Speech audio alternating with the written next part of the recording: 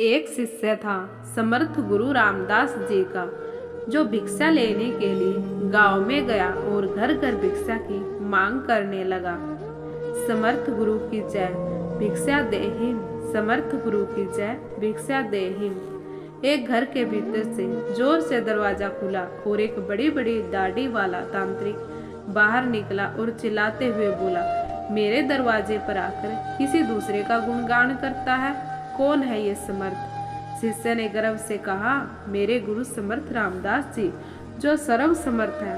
तांत्रिक ने सुना तो क्रोध में आकर बोला कि इतना दुस्साहस कि मेरे दरवाजे पर आकर किसी और का गुणगान करे, तो देखता हूँ कितना सामर्थ्य है तेरे गुरु में।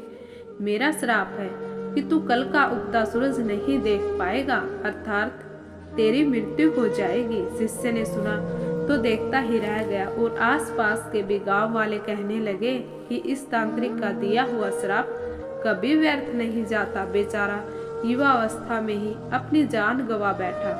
शिष्य उदास चेहरा लिए हुए वापस आश्रम की ओर चल दिया और सोचते सोचते जा रहा था, आज मेरा अंतिम दिन है, लगता है मेरा समय खत्म हो गया। आश्रम में जैसे ही पहुंचा, गुरु समर्थ रामदास जी हंसते हुए बोले, ले आया भिक्षा? बेचारा शिष्य क्या बोले। गुरुदेव हंसते हुए बोले कि भिक्षा ले आया? शिष्य, जी गुरुदेव, भिक्षा में मैं अपनी मौत ले आया हूँ, और सारी घटना सुना दी और एक कोने में चुपचाप बैठ गया। गुरुदेव बोले, अच्छा चल भोजन कर ले। शिष्य, गुरुदेव आप भोजन करने की बात कर रहे हैं, मेरा प्राण सूख रहा है, भोजन तो दूर एक दाना भी मुंह में न जा पाएगा। गुरुदेव बोले, अभी तो पूरी रात बाकी है, अभी से चिंता क्यों कर रहा है, चल ठीक है, जैसी तुम्हारी इच्छा। और यह कहकर गुरुदेव भोजन करने चले गए। फिर सोने की बारी आई, तब गुरुदेव शिष्य को बुलाकर आदेश दिया, हमारे चरण दबा दे। शिष्य मायूस होकर बोला, जी गुरुदेव, जो क्षण बचे हैं जीवन के, वे क्षण मैं आपकी सेवा करके ही प्राण त्याग करूं, यही अच्छा होगा। और फिर गुरुदेव के चरण दबाने की सेवा शुरू की। गुरुदेव बोले, चाहे जो भी हो जाए, चरण छोड़कर कहीं मत जाना। शिष्य, जी गुरुदेव, कहीं नहीं जाऊंगा। गुरुदेव ने अपने शब्दों को 3 बार दोहराया कि चरण छोड़कर मत जाना, चाहे जो भी हो जाए। यह कहकर गुरुदेव सो गए। शिष्य पूरी भावना से चरण दबाने लगा। रात्रि का पहला पहर बीतने को था। अब तांत्रिक ने अपने श्राप को पूरा करने के लिए एक देवी को भेजा, जो धन से, सोने चांदी से, हीरे मोती से भरी थाली हाथ में लिए हुए थी। शिष्य चरण दबा रहा था, तभी दरवाजे पर वो देवी प्रकट हुई और कहने लगी कि इधर आओ और ये थाली ले लो। शिष्य भी बोला, जी मुझे लेने में कोई परेशानी नहीं है, लेकिन क्षमा करें, मैं वहाँ आकर नहीं ले सकता, अगर आपको देना ही है तो यहाँ आकर रख दीजिए। तो वह देवी कहने लगी, नहीं नहीं, तुम्हें यहाँ आना होगा, देखो कितना सारा माल है। शिष्य बोला, नहीं, अगर देना है तो यहीं आकर रख दो।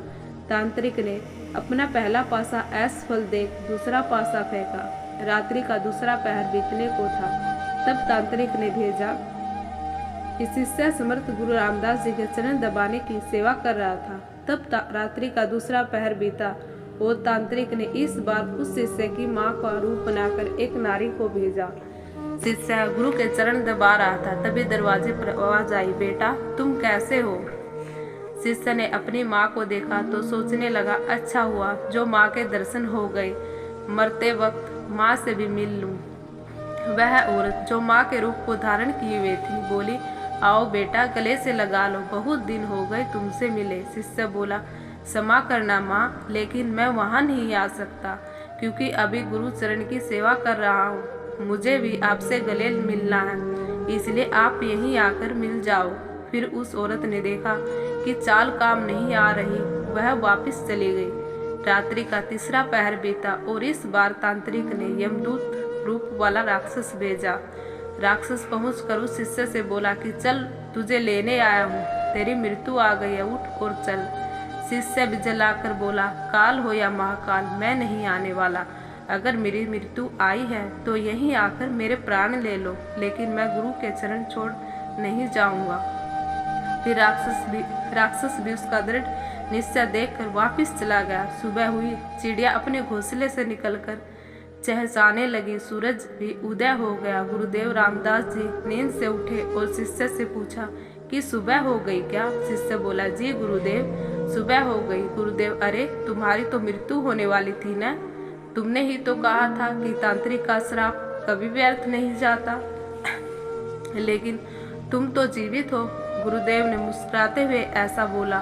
शिष्य भी सोचते हुए कहने लगा, जी गुरुदेव, लग तो रहा है कि जीवित ही हूँ। अब शिष्य को समझ में आई कि गुरुदेव ने क्यों कहा था कि चाहे जो भी हो जाए चरण छोड़कर मत जाना। शिष्य गुरुदेव के चरण पकड़कर खूब रोने लगा। बार बार मन में यही सोच रहा था कि जिसके सिर के ऊपर आप जैसे गुरु का हाथ हो उसे काल भी कुछ नहीं कर सकता। मतलब कि गुरु की आज्ञा पर जो शिष्य चलता है उससे तो मौत भी आने से एक बार नहीं अनेक बार सोचती है।